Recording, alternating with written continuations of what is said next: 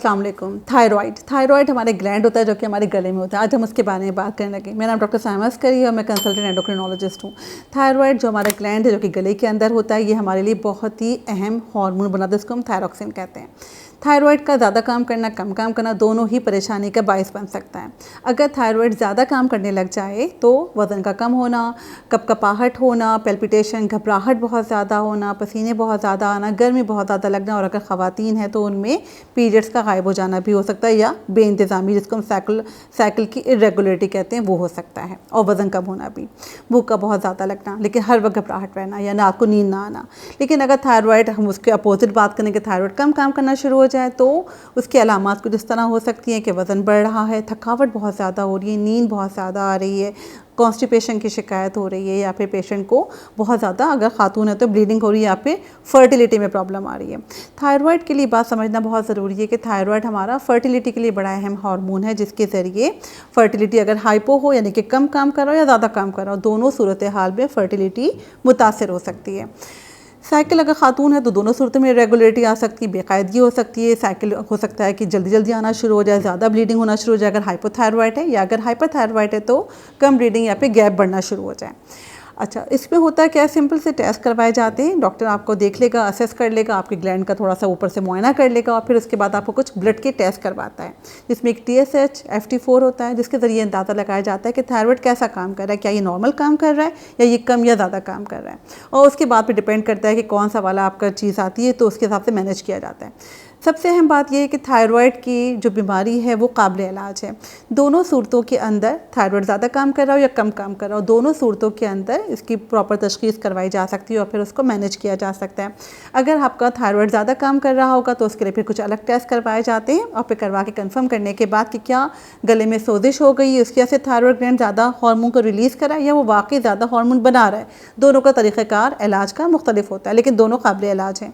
फिर आ जाता है आपके पास कि अगर थायराइड ग्लैंड कम काम कर रहा है तो फिर उसको बाहर से एक हार्मोन होता है जो कि दिया जाता है, लेकिन ये डिपेंड करता है कि कितना ज़्यादा वो कम काम कर रहा है, क्या उसके लेवल्स आ रहे हैं।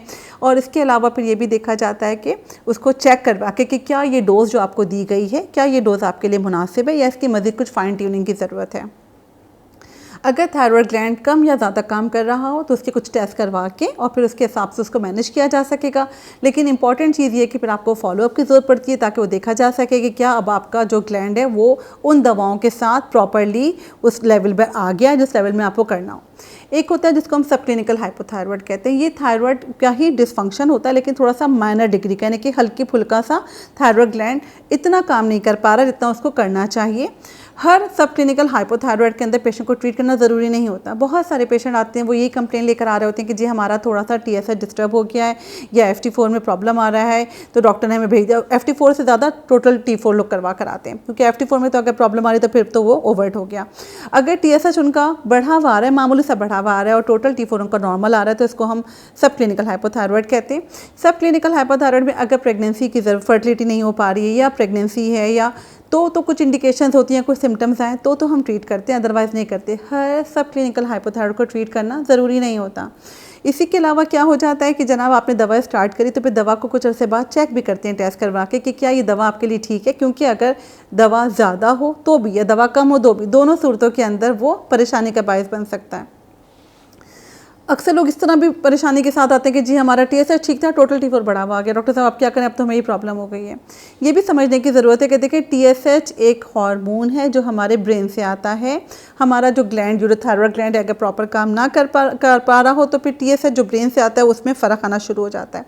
अगर TSH ज़्यादा आ रहा है, इसका मतलब है कि हमारी ग्लैंड कम काम कर रहा है, ताकि वो ब्रेन से आकर उसको स्टिमुलेट कर रहा है कि और काम करो और काम करो। और अगर हमारा ग्लैंड ज़्यादा काम कर रहा है तो वो TSH कम हो जाता है। तो लोग समझते हैं कि TSH बढ़ा हुआ है तो वो हाइपर है। नो, TSH अगर बढ़ा हुआ है तो वो हाइपो है, और TSH अगर कम है तो वो हाइपर है। ठीक है। फिर ये चीज़ आ जाती है कि जी total T4 basically bind form होती है, यानी कि जो हमारे गले से जो ये हार्मोन बनता है, जो कि बॉडी में रिलीज़ होता है, ब्लड में सर्कुलेट करता है, वो बाइंड फॉर्म में जाता है।